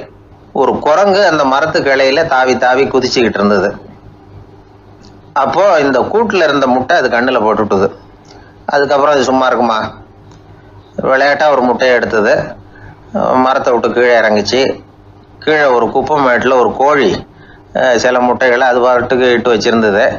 குரங்கு தன் கையில் இருந்த ராஜாளி பறவையோட முட்டையை அந்த கோழி முட்டைகளோட சேர்த்து போட்டுட்டு போயிட்டுது.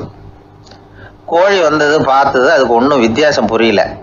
தன்னுடைய முட்டைகளோடு சேர்த்து அந்த ராஜாளி முட்டையையும் சேர்த்து அடைகாத்துது. கொஞ்ச நாளில் குஞ்சுகள்லாம் பொரிச்சுது, எல்லாம் முட்டையை விட்டு வெளியில் வந்தது. ராஜாளி பறவையோட குஞ்சு அந்த கோழி குஞ்சுகளோடவே சேர்ந்து வளர்ந்தது. மற்ற கோழி குஞ்சுகள் போலவே இதுவும் குப்பையை கிளறிச்சு புழு பூச்சிகளை சாப்பிட்டுது. காக்கைகள் தாக்கிறதுக்கு வந்ததுன்னா மற்ற கோழி குஞ்சுகள் மாதிரியே இதுவும் பயந்து போய் தாய் கோழியின் சிறகுகளுக்கு உள்ளே வந்து ஒளிஞ்சிக்கும். இப்படியே கொஞ்ச காலம் போச்சு. குஞ்சுகள்லாம் வளர்ந்து பெருசாகிட்டுது. சிலது சேவல்களாச்சு, சிலது கோழிகளாச்சு. அந்த ஒன்று மட்டும் ராஜாளி ஆச்சு. ஆனால் ஒரு விஷயம், தான் ஒரு ராஜாளிங்கிறது அந்த பறவைக்கு தெரியாது. தன்னையும் ஒரு கோழின்னே அது நினச்சிக்கிட்டு இருக்கு. அப்படி நினச்சிக்கிட்டு குப்பை மேட்டை கிளறிக்கிட்டு இருக்கு. ஒரு நாள் சாயந்தர நேரம் இந்த ராஜாளி பறவை கீழே அது பாட்டுக்கு வழக்கம் போல குப்பையை கிளறிக்கிட்டு இருக்குது. அப்போ அண்ணாந்து பார்க்குது. வானத்தில் உயரத்தில் கூட்டமாக ராஜாளி பறவைகள் உல்லாசமாக வட்டம் அடித்து பறந்துக்கிட்டு இருக்கு. அதே இது பார்க்குது. இதுக்கு மனசுக்குள்ளே ஏக்கமாக போச்சான். அப்போது இதுக்கு ஆண்டவன் பேரில் கோபம் வந்துதான். ஆண்டவனுக்கு என் பேரில் ஏன் இந்த ஓர வஞ்சனை? என்னையும் ஒரு ராஜாளியாக படைச்சிருந்தா நானும் கூட இந்நேரம் ஆகாயத்தில் உல்லாசமாக பறந்துக்கிட்டு இருப்பேனே அப்படின்னு நினச்சி வருத்தப்பட்டு தான். இது வேடிக்கையாக இருக்குல்ல. ஒரு வகையில் பார்த்தா நாம் கூட இந்த ராஜாளி பறவை மாதிரி தான் வாழ்ந்துக்கிட்டு இருக்கோம் அப்படிங்கிறார் ஒரு உளவியல் நிபுணர். நம்மால் எவ்வளவு வேலை செய்ய முடியும் அப்படின்னு நாம் நினச்சிக்கிட்டு இருக்கிறோமோ அதை விட பல மடங்கு நம்மால் வேலை செய்ய முடியுமா? பல மடங்கு வேகமாகவும் வேலை செய்ய முடியும் அப்படிங்கிறார் அவர். நம்முடைய முழுமையான பலம் என்னங்கிறது நமக்கே தெரியறதில்ல. அதுதான் கஷ்டம்.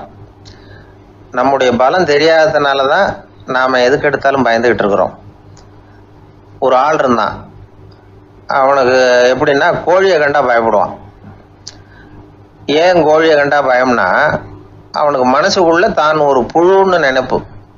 தன்னை ஒரு புழுவாக நினைக்கும் பொழுது, புழுன்னா கோழி வந்து கொத்தும்ல, அதனால கோழியை கண்டு பயப்பட ஆரம்பிச்சிட்டான். இவன் நடுங்கிடுவான். எதிரில் கோழி வந்ததுன்னா உடம்பு பூரா நடுங்க ஆரம்பிச்சிடும். வீட்டில் இருக்கிறவங்க பார்த்தாங்க. இவனை அழைச்சிட்டு போய் ஒரு மனநோய் மருத்துவமனையில் சேர்த்துட்டாங்க. அங்கே உள்ள டாக்டர் இவருக்கு சிகிச்சையெல்லாம் கொடுத்தார். ஒரு வாரம் இவனை தங்க வச்சு வேண்டிய சிகிச்சையெல்லாம் கொடுத்து மன ரீதியாக அவனை மாற்றி, சரி இனிமேல் நீ வீட்டுக்கு போகலாம்னு சொல்லி அனுப்பி வச்சார். வீட்டுக்கு புறப்பட்டான். அப்போ சொன்னார், இதை பாருப்பா, நீ வீட்டுக்கு போகலாம், நேராக வீட்டுக்கு போ, நல்லா ஞாபகம் வச்சுக்கோ, இனிமேல் வந்து நீ ஒரு புழு கிடையாது, மனுஷன், தைரியமாக புறப்படு, போயிட்டு வா அப்படின்னு சொல்லி வழி அனுப்பி வச்சார். சரிங்க டாக்டர்னு சொல்லிவிட்டு இவன் புறப்பட்டு போனான். பாதி வழி போயிருப்பான். லேசாக நிமிர்ந்து பார்க்குறான். எதிரில் ஒரு கோழி வந்துக்கிட்டு இருக்கு. அது பாட்டுக்கு சாதாரணமாக நடந்து வந்துக்கிட்டு இருந்தது. அவ்வளவுதான், இவன் உடம்பு கிடுகிடுன்னு ஆட ஆரம்பிச்சுட்டுது. திரும்பி ஓடி வந்துட்டான். டாக்டர் கேட்டார், ஏன்ப்பா திரும்பி ஓடி வந்துட்டேன்னு. பாதி தூரம் போயிட்டேன் டாக்டர், எதிரில் ஒரு கோழி வந்துக்கிட்டு இருக்குது, அதான் பயமாக இருந்தது, வந்துட்டேன்னா. டாக்டருக்கு ஒரு மாதிரி ஆகிடுது. அவர் சொன்னார், இதை பாருப்பா, நான் தான் சொன்னேனே, நீ ஒரு புழு இல்லை, மனுஷன். இனிமேல் நீ புழு கிடையாது, நீ ஒரு மனுஷன். நீ ஒரு புழு இல்லைங்கிறது இன்னமும் உனக்கு புரியலையா அப்படின்னார் டாக்டர். நான் புழு இல்லைங்கிறது எனக்கு தெரிஞ்சுட்டுது டாக்டர், இது அந்த கோழிக்கு தெரியுமான்னு தெரியலையே அப்படின்னா. இவெல்லாம் எந்த காலத்தில் மாறுறது? அதனால் வாழ்க்கையில் வெற்றி பெறணும் அப்படின்னு நினைக்கிறவங்க யாராக இருந்தாலும் தன்னுடைய பலம் என்ன அப்படிங்கிறத முதல்ல புரிஞ்சுக்கணும். தன்னுடைய சக்தியை புரிஞ்சுக்கிட்டவன் வெற்றி பெறுவது நிச்சயம்.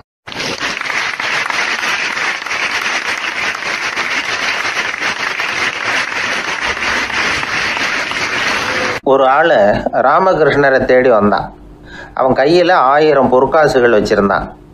அதை அவர்கிட்ட கொடுத்து இதை ஏற்றுக்கணும் அப்படின்னு ரொம்ப பணிவாக கேட்டுக்கிட்டான். அவர் பார்த்தார், இது எனக்கு தேவையில்லை, ஆனாலும் உன்னுடைய மனசை புண்படுத்துறதுக்கு நான் விரும்பலை, அதனால் நீ கொடுக்குறத வாங்கிக்கிறேன்னார். வாங்கிக்கிட்டார். அப்புறம் கேட்டார், இதை பாரு, இனிமேல் இதெல்லாம் என்னுடைய இது தானே அப்படின்னார். ஆமாம், அதையெல்லாம் நான் உங்களுக்கே கொடுத்துட்டேன்னா. அவன், சரி, இப்போ நீ எனக்காக ஒரு காரியம் பண்ணணும்னார். என்ன செய்யணும்னு சொல்லுங்கன்னா, இந்த நாணயங்களையெல்லாம் எடுத்துக்கிட்டு போய் கங்கை நதியில் எரிஞ்சிட்டு வா அப்படின்னார். இவனுக்கு அதிர்ச்சியாக போச்சு. என்ன பண்ணுறது? இனிமேல் அது முடியாதுன்னு சொல்ல முடியாது. ஏன்னா அந்த நாணயங்களையெல்லாம் அவருக்கே கொடுத்துட்டான். இனிமேல் அதெல்லாம் இவனுடையது இல்லை. பேசாமல் அவ்வளவே அள்ளிக்கிட்டு ஆத்தங்கரைக்கு போனான். போனவன் ரொம்ப நேரம் திரும்பியே வரல. ராமகிருஷ்ணருக்கு சந்தேகம், என்ன ஆச்சு அந்த மனுஷனுக்கு? காசுகளோடு அந்த கங்கையில் குதிச்சுட்டானா? போகும்பொழுதே ஒரு மாதிரியாக தான் போனான், போய் என்னன்னு பார்த்துட்டு வாங்க அப்படின்னார். அங்கே இருந்த ஒருத்தர் ஓடி போய் பார்த்தார். அவர் போய் பார்க்கும்பொழுது அவன் அங்கேயே இருந்தான். அதுக்கப்புறம் அவர் திரும்பி வந்தார். வந்து விவரத்தை சொன்னார். அதாவது அவன் கங்கை கரையில் உட்காந்துக்கிட்டு ஒவ்வொரு நாணயமாக 1 2ன்னு எண்ணி எண்ணி வீசிக்கிட்டு இருக்கிறான். அவனை சுற்றி ஒரு கும்பல் நின்றுக்கிட்டு அவனை தடுத்துக்கிட்டு இருக்குது அப்படின்னு விவரத்தை சொன்னார் போயிட்டு வந்தவர். இதை கேட்டதும் ராமகிருஷ்ணரே புறப்பட்டு அங்கே போனாராம். என்ன இப்படி பண்ணிகிட்டு இருக்கிற?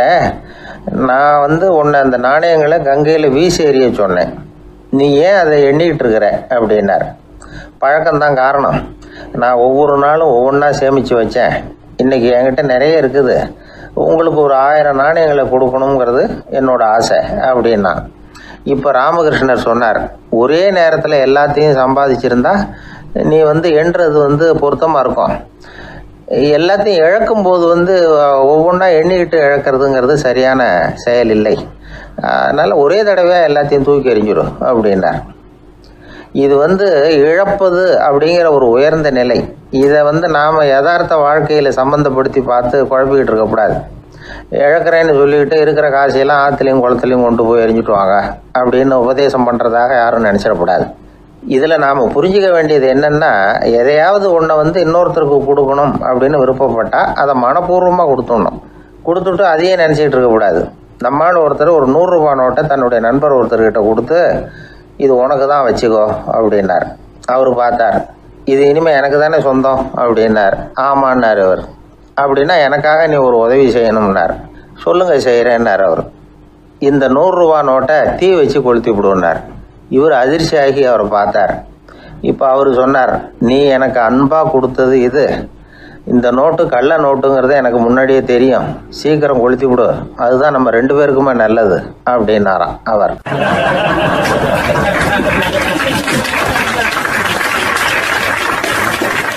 ஒருத்தரை பார்த்து உன்னுடைய நண்பர்கள் யார் அப்படின்னு ஒரு கேள்வி கேட்டு பாருங்க.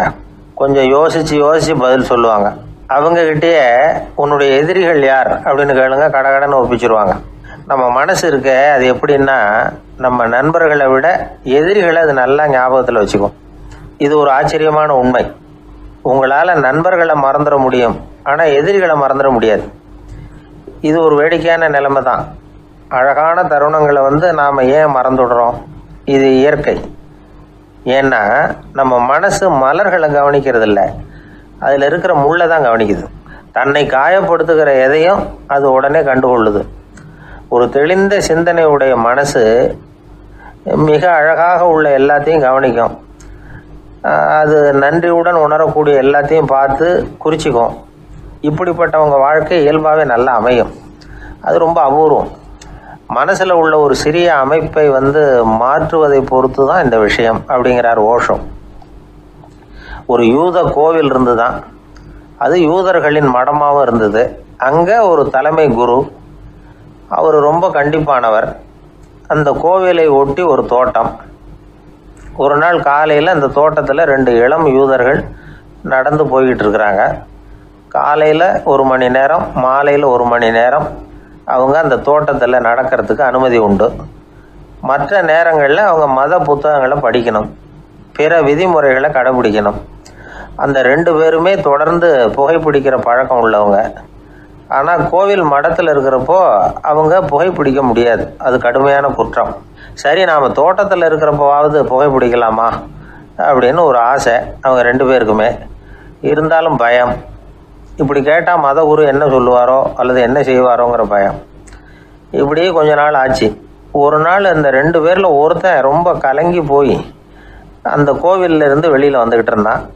வந்தவன் நேராக தோட்டத்து பக்கம் போனான். அங்கே இன்னொருத்தன் ஆனந்தமாக புகை பிடிச்சிக்கிட்டு இருக்கிறான். அதை பார்த்து தான் இவனுக்கு அதிர்ச்சி. அட கடவுளே, என்ன இது, நீ கேட்காமலே ஆரம்பிச்சிட்டியா அப்படின்னா. இல்லை நான் கேட்டுவிட்டு தான் ஆரம்பிச்சிருக்கேன்னா அவன். அப்படியா, என்ன மனுஷன் இவர், நானும் தான் கேட்டேன், என்னை கண்ணாபுண்ணான்னு திட்டி விட்டார். இது என்ன கோவிலா இல்லை நரகமா? உனக்கு புகை பிடிக்கணும்னு ஆசையாக இருந்தால் நரகத்துக்கு போகணும்னு சொல்லிவிட்டார். அது சரி, உன்னை மட்டும் எப்படி அனுமதிச்சார் அப்படின்னு கேட்டான் இவன். அவன் சிரிச்சுக்கிட்டே, நீ எப்படி கேட்ட சொல்லு அப்படின்னா. நாம் இந்த தோட்டத்துக்கு வர அனுமதிக்கப்பட்டிருக்கிறதே ஜபத்துக்காகத்தானே, அதனால் நான் ஜபம் சொல்லும் பொழுது புகை பிடிக்கலாமா அப்படின்னு கேட்டேன். அதுக்கு தான் அவர் சத்தம் போட்டு என்னை அடிக்கவே வந்துட்டார் அப்படின்னா இவன். நீ ஒரு மாதிரியாக கேட்டிருக்க, நான் வேறு மாதிரியாக கேட்டிருக்கிறேன். ஜபம் சொல்லும்போது புகை பிடிக்கலாமான்னு நீ கேட்டிருக்க. ஐயா, புகை பிடிக்கும் பொழுது ஜபிக்கலாமா அப்படின்னு நான் கேட்டேன். அதில் தப்பு ஒன்றும் இல்லை அப்படின்னு பதில் சொல்லிட்டார் அப்படின்னா. ஒரு சிறிய மாற்றம்தான் அது மிகப்பெரிய மாறுதலை ஏற்படுத்தி விட்டது. மனசு நல்ல விதமாக சிந்திக்க ஆரம்பிச்சுட்டுதுன்னா மகிழ்ச்சிக்கு பஞ்சம் இல்லை. ஒரு கஞ்சன் ஆற்றுல விழுந்துட்டான். வெள்ளத்தில் தத்தளிச்சுக்கிட்டு இருக்கிறான். கரையில் நின்ன ஒருத்தர் உன் கையை கொண்டா இப்படி பிடிச்சி இழுத்து கரையில் சேர்த்து விட்றேன்னார். எதையும் கொடுத்து பழக்கம் இல்லாத அவன் கையையும் கொடுக்க மாட்டேன்னுட்டான். இவர் பார்த்தார், உன் கையை கொடுன்னு சொல்கிறதுக்கு பதிலாக நான் என் கையை கொடுக்குறேன் பிடிச்சிக்கோ அப்படின்னார். அவன் கப்புன்னு பிடிச்சிக்கிட்டான், இழுத்து கரையில் போட்டார்.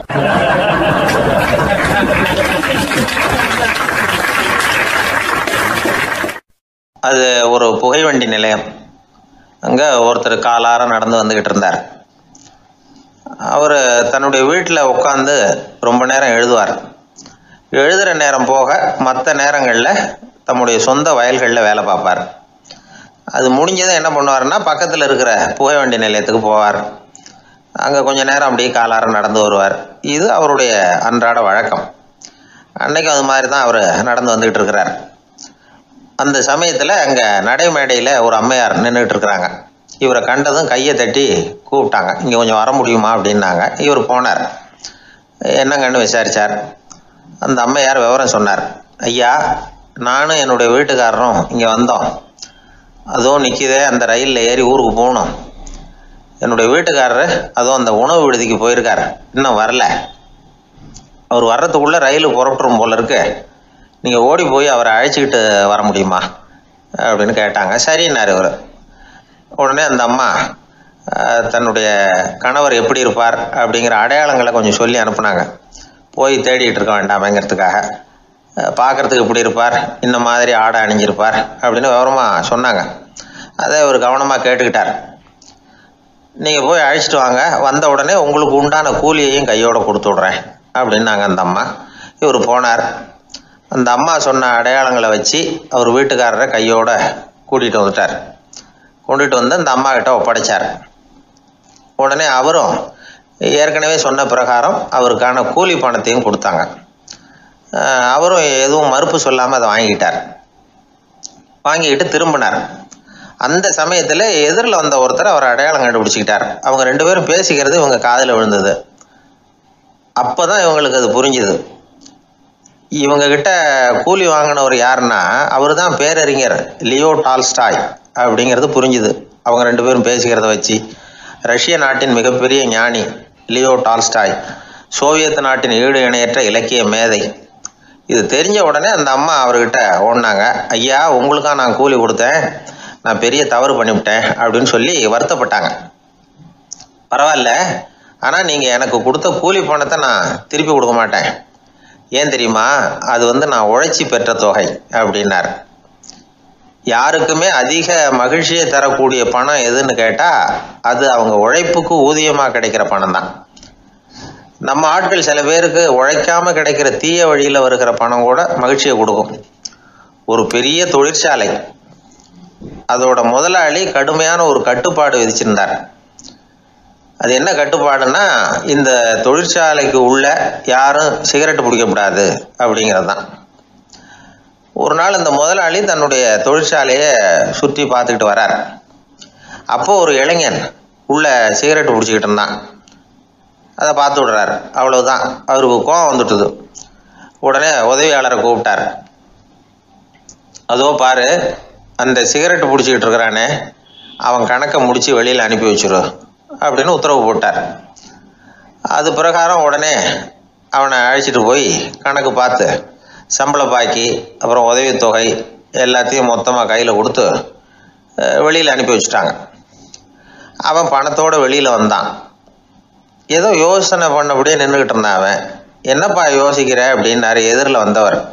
இவன் சொன்னான், ஒன்றும் இல்லை, என்னோட நண்பன் ஒருத்தனை பார்க்கறதுக்காக உள்ளே போனேன். பேர் என்னன்னு கேட்டுவிட்டு ஒரு 50,000 ரூபா பணத்தையும் கொடுத்து வெளியில் அனுப்பி வச்சுட்டாங்க.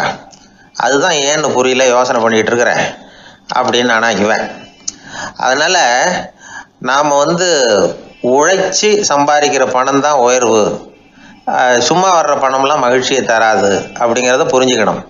அப்பேற்பட்ட ஞானி ரஷ்ய மேதை அவர் பாருங்க, அந்த பணத்தை வாங்கின பணத்தை திருப்பி கொடுக்க மாட்டேன்னு விட்டார். ஏன்னா அது உழைத்து பெற்ற தொகை, அதை நான் கொடுக்க மாட்டேன்னார். அதனால் நமக்கு செல்வம் சேர்க்கறது பெருசு இல்லை, அந்த சேருகிற செல்வம் நமக்கு மகிழ்ச்சியை கொடுக்கணும். அதுக்கு என்ன வழின்னா நாம் உழைத்து சம்பாதிக்கணும் அப்படிங்கிறத அதிலிருந்து புரிஞ்சிக்க வேண்டியது ரொம்ப அவசியம். அதனால உழைப்போம், உயர்வோம். இதுதான் வெற்றியின் ரகசியம்.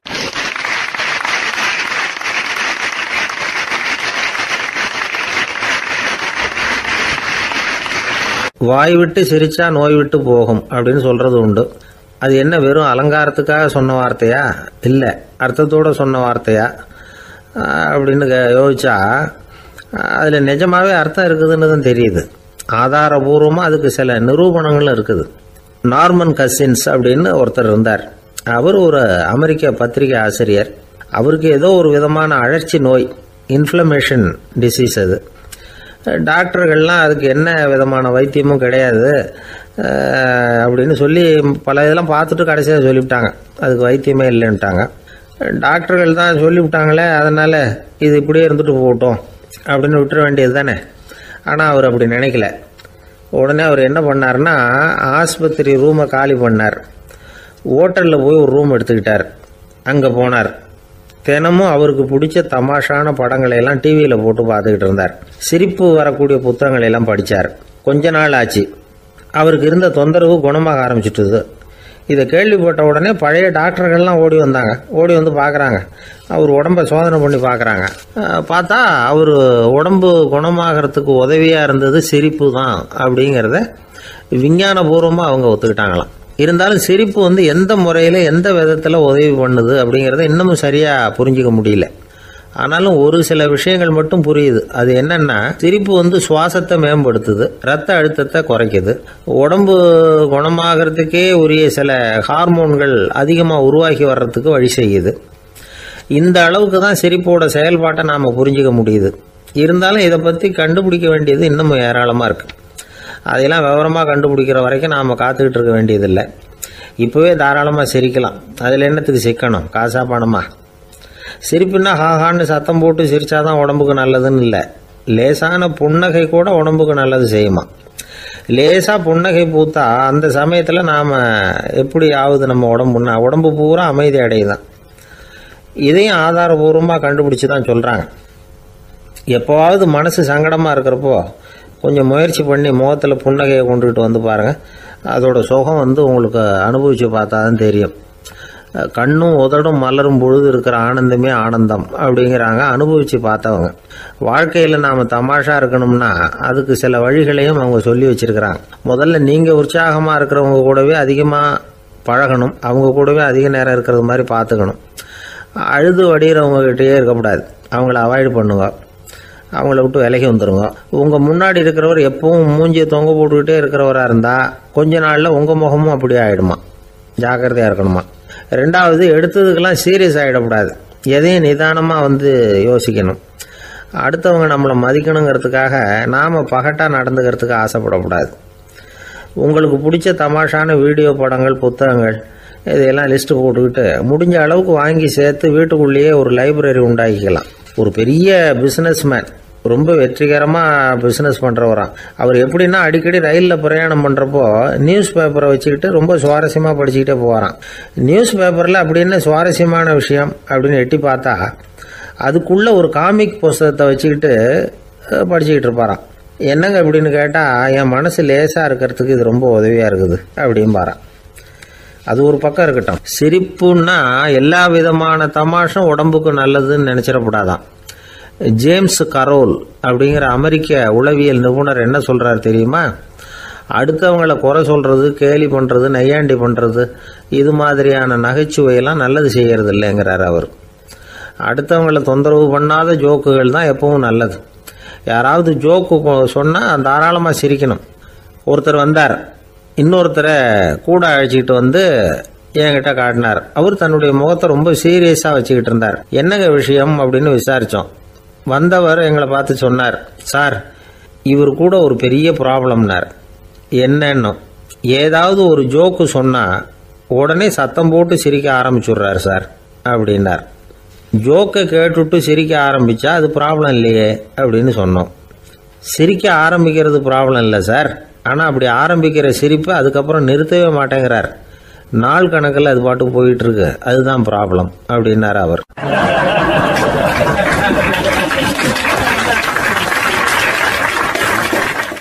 ஒரு நண்பர் ஆனந்தமாக சிகரெட்டு பிடிச்சிக்கிட்டு இருந்தார்.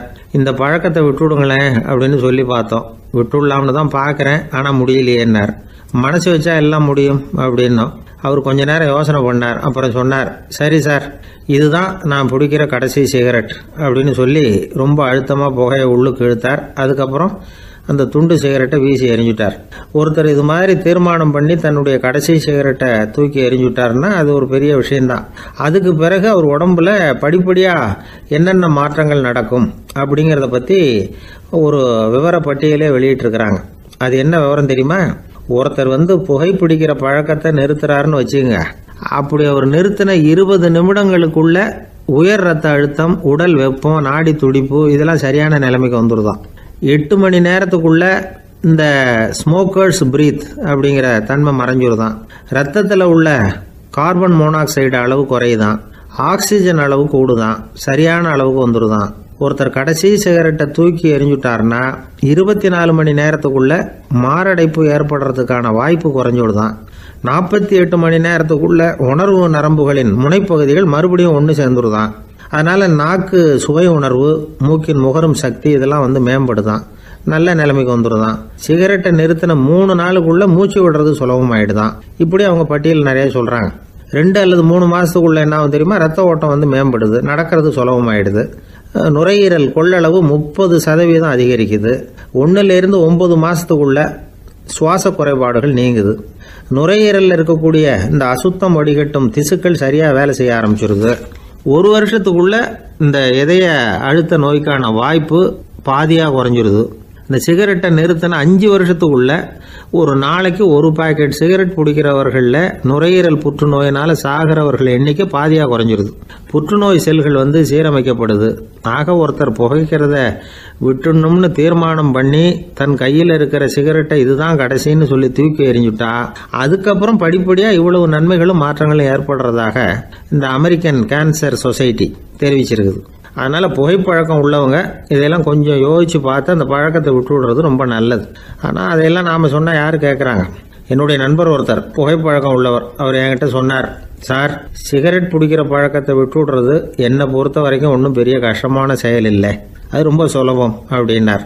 எப்படி சொல்கிறீங்கன்னு கேட்டேன். நான் ஏற்கனவே 20 தடவை அந்த பழக்கத்தை விட்டுருக்கேன் சார் அப்படின்னார் ரொம்ப பெருமையாக.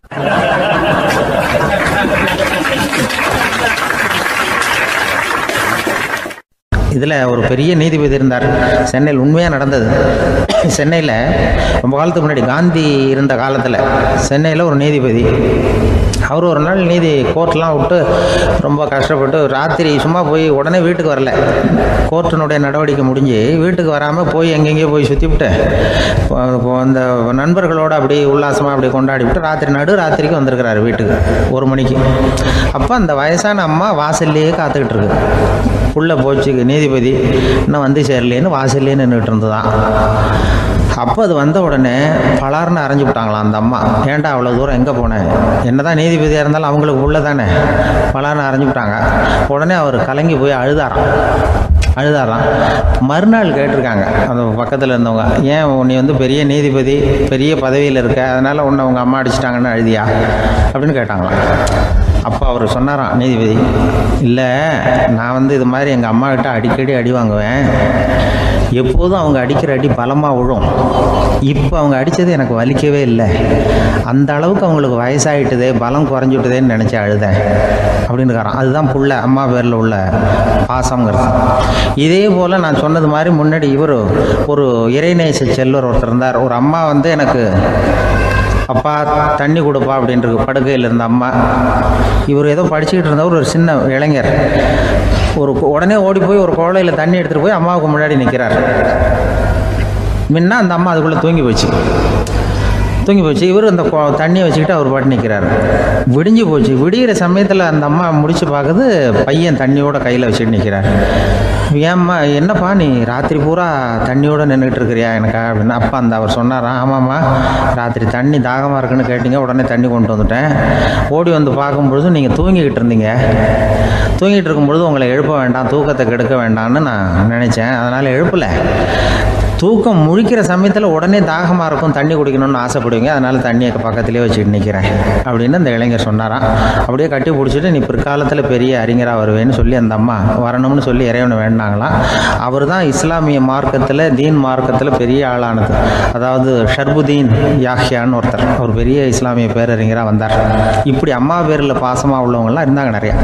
அப்படி அந்த குடும்பத்தில் வந்து அந்த பாசம் நேசம் எவ்வளவு இருக்கோ அவ்வளவுக்கு அவர்கள் உயர்வார்கள்ங்கிறது தான் நம்முடைய பெரிய இதெல்லாம் பெரியவங்கள்லாம் சொல்லியிருக்கிறது அதுதான். அதனால தான் அந்த கணவனுடைய பங்கு என்ன, மனைவியினுடைய பங்கு என்ன, பிள்ளைகளுடைய பங்கு என்னங்கிறத பற்றி ரொம்ப விவரமாக சொல்கிறதுக்காக தான் அதை பற்றி நாம் சிந்திக்க வேண்டிய நேரம் இதுங்கிறதுனால தான். கணவனுக்கு வந்து இது வந்துடக்கூடாது, அதாவது கோபம் வரக்கூடாது, நிதானம் வேணும் அப்படின்லாம் சொல்லுவாங்க. நிதானம், கணவன் வந்து கோபப்படக்கூடாதுமா. அதுக்கு நாங்கள் மனுஷனுக்கு சினம் தவிர்த்தல்னு பயிற்சியெல்லாம் கொடுக்குறாங்க. இப்போது மனுஷன் கோபப்படாமல் இருக்கணும், போகணும் வரணும்னு அதுக்கு சொல்லுவோம் நாங்கள். சும்மா கதை ரூபமாக சொல்கிறது. அங்கே வேதாத்திரி மகரிஷின்னு இருக்கார், அவர் இதில் வந்து சினம் தவிர்த்தல்னு பயிற்சியை கொடுப்பாங்க. குடும்ப தலைவர்கள் பெரியவங்கள்லாம் வந்து அந்த பயிற்சியை எடுத்துக்கணும். என்ன கூப்பிட்டாங்க ஒரு தரம், சினம் தவிர்த்தல்னு ஒரு பயிற்சி கொடுக்குறோம், அதில் நீ வந்து பேசுன்னாங்க. நான் சொன்னேன், நான் பயிற்சிக்கு வேணா வரேன், என்னை பேச வேண்டாம் சார், நான் வந்து பயிற்சி கற்றுக்கிறேன்னு. இல்லை நீ அதெல்லாம் பயிற்சி நாங்கள் கொடுக்குறோம், நீ உனக்கு என்ன தெரியுமோ சொல்லு, மனுஷன் கோவப்படாமல் இருக்கணும், அதுக்கு ஏதாவது வழி சொல்லிட்டு போ அப்படின்னு கூப்பிட்டாங்க. சரின்ட்டு போனேன்.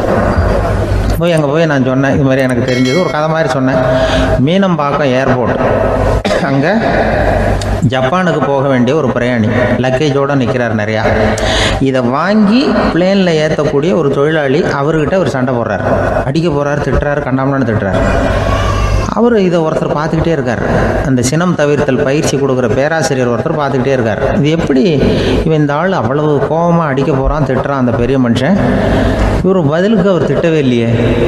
அந்த தொழிலாளி சிரிச்சுக்கிட்டே சரி சார் அப்படின்னுட்டே இருக்கான். இவர் லக்கேஜை வாங்கி பிளேனில் ஏற்றுற தொழிலாளி இப்போ கண்ணாவனா அடிக்க போகிறான், திட்டுறான், முகம் செவந்து போச்சு. இவருக்கு என்ன ஆச்சரியம்னா, இந்த ஆள் இவ்வளவு கோவப்படுறான், அதை வாங்கி அந்த தொழிலாளி கொஞ்சம் கூட முகத்தில் கோபமே படலையே, சிரிச்ச முகத்தோடு இருக்கானே, இவன் வந்து நமக்கு பயிற்சி வகுப்பு எடுக்கலாம் போல இருக்கு அப்படின்னு இவர் நினச்சிட்டார். ரொம்ப நேரம் அவர் கத்திக்கிட்டு இருந்தார். சரி சார்ன்ட்டு அதை வாங்கிட்டு அவர் போயிட்டார். போனதுக்கப்புறம் அவர் இந்த ஆள் அப்புறம் பிளேன் வந்தது, ஏறி அவர் போயிட்டார், ஜப்பானுக்கு போயிட்டார். அதுக்கப்புறம் இந்த சினம் தவிர்த்தல் பேராசிரியர் ஓடி போய் அந்த தொழிலாளியை பிடிச்சி கொண்டு வந்தார். இந்த பாருப்பா, நான் வந்து காலையிலேருந்து பார்த்துக்கிட்டு இருக்கேன், அந்த ஆள் உன்னை அடிக்க வந்தான், திட்ட வந்தான், இவ்வளவு கோவப்படுறான், உனக்கு பதிலுக்கு நீ கோவமே படலையே, உனக்கு கோவமே வராதா, அது எப்படி நீ சினம் தவிர்க்கிறது, எப்படி உனக்கு கோவமே வரலையா அப்படின்னு கேட்டிருக்காரு. அப்போ அந்த தொழிலாளி சொன்னாராம், அப்படி இல்லை சார், மனுஷன்னு பிறந்தால் கோபம் படாமல் இருக்க முடியாது, எல்லாருக்கும் கோபம் வரும், அது அவங்கவுங்க வழியில் டீல் பண்ணுவாங்க, நான் அதை என் வழியில் டீல் பண்ணேன், அவ்வளோதான். அப்போ அவர் திட்டும்பொழுது உனக்கு கோபம் வந்தது தானே? வந்தது சார். அப்போ அது எப்படி டீல் பண்ணேன்னு கேட்டிருக்காரு. அப்போ இவன் சொன்னான், நான் ஒன்றும் இல்லை சார், அந்த பிரயாணி வந்து இப்போ ஜப்பானுக்கு போயிட்டுருக்கார், அவர் லக்கேஜெலாம் அமெரிக்கா போயிட்டுருக்கு,